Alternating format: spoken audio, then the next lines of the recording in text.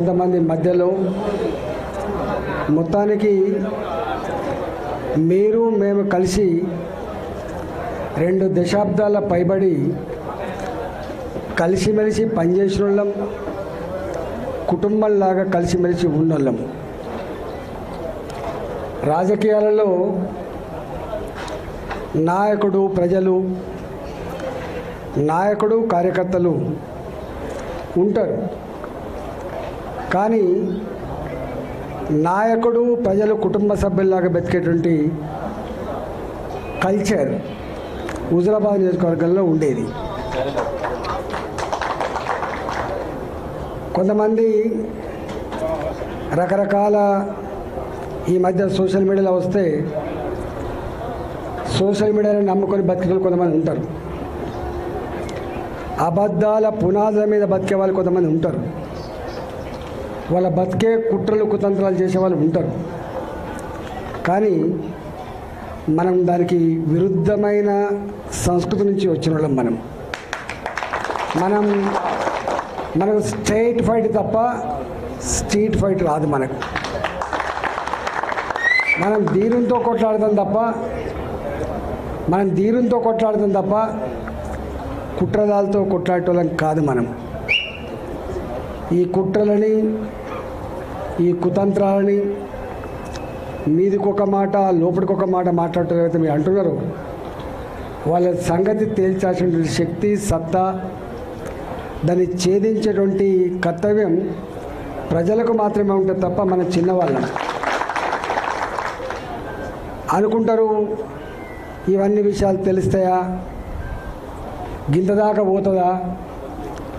కానీ కాలం చాలా గొప్పది. నేను చిన్నప్పుడు ఎమర్జెన్సీ ఎత్తేసిన తర్వాత ఓట్లు వచ్చినాయి. నేను చిన్న పిల్లగాని, ఆనాడు టీవీ లేదు. ఆనాడు కేవలం రేడియో మాత్రమే ఉండే. సెల్ ఫోన్ల కాలం కాదు, పేజర్ల కాలం కాదు, టీవీల కాలం కాదు. ఎవరో ఒక ఇంటికి పేపర్ వచ్చేది. సాయంత్రం పూట మాత్రం ఆల్ ఇండియా రేడియో న్యూస్ వచ్చేది. గా కాలంలో కశ్మీర్ నుంచి మొదలుపెట్టి కన్యాకుమారి వరకు ఆనాటి నియంతృత్వం, ఆనాటి ఎమర్జెన్సీ, ఆనాటి నరమేధానికి వ్యతిరేకంగా ప్రజలు ఎట్లా ఓట్లేసి గెలిపించారో మనం చూసినాం.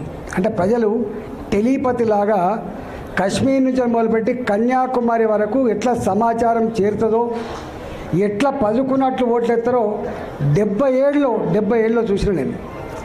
ఇవాళ ఈ కాలం ఏం కాలమే, ఇది సెల్ ఫోన్ల కాలం. ఇవాళ నేను మాట్లాడుతున్నా, రికార్డు చేసుకుంటాడు. నేను బాజాప్తా యుద్ధం చేస్తాను తప్ప బేజాప్తా యుద్ధం చేస్తాను కాదు. బాజాప్తా మాట్లాడటం తప్ప బేజాప్తా మాట్లాడటం కాదు. సందర్భం వచ్చినప్పుడు తప్పకుండా ఎక్కడ మాట్లాడాలి, ఏం మాట్లాడాలి అవన్నీ చేస్తాం. మనం చరిత్ర లేకుండా వర్తమానం ఉండదు. చాలామంది చరిత్రను అది కాలకల్పనలో కలిసిపోయింది అనుకుంటారు.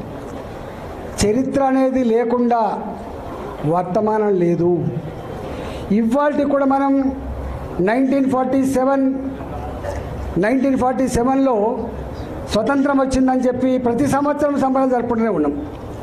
కొన్ని వందల సంవత్సరాల కాలం పాటు కొన్ని లక్షల మంది భారత మాత ముద్దుబిడ్డలు ఆనాడు స్వేచ్ఛ కోసం, స్వతంత్రం కోసం, బానిస సంఖ్యలు బద్దలు కొట్టడం కోసం ఉరికంబాలెక్కిన వాళ్ళు ఉన్నారు. జైళ్ళలోనే మగ్గి చనిపోయిన వాళ్ళు ఉన్నారు. అనేక మంది తుపాకీ తూటాలకు బలైన వాళ్ళు కూడా ఉన్నారు. మనకు తెలుసు. ఆ చరిత్ర ఉంది కాబట్టే ఇవాళ మనం ఉన్నాం. చరిత్ర లేకపోతే ఇవాళ వర్తమానం లేదు. వర్తమానం లేకపోతే భవిష్యత్తు లేదు. కొంతమంది వెకిలిగాళ్ళు ఇంకెక్కడి తెలంగాణ ఉద్యమమే అంటారు. ఇవాల్టికి కూడా హుజురాబాద్ ప్రజానికానికి చిరస్థాయిగా వాళ్ళ గుండెల్లో నిలిచిపోయే సన్నివేశాలు తెలంగాణ ఉద్యమ ఘట్టాలు మాత్రమే.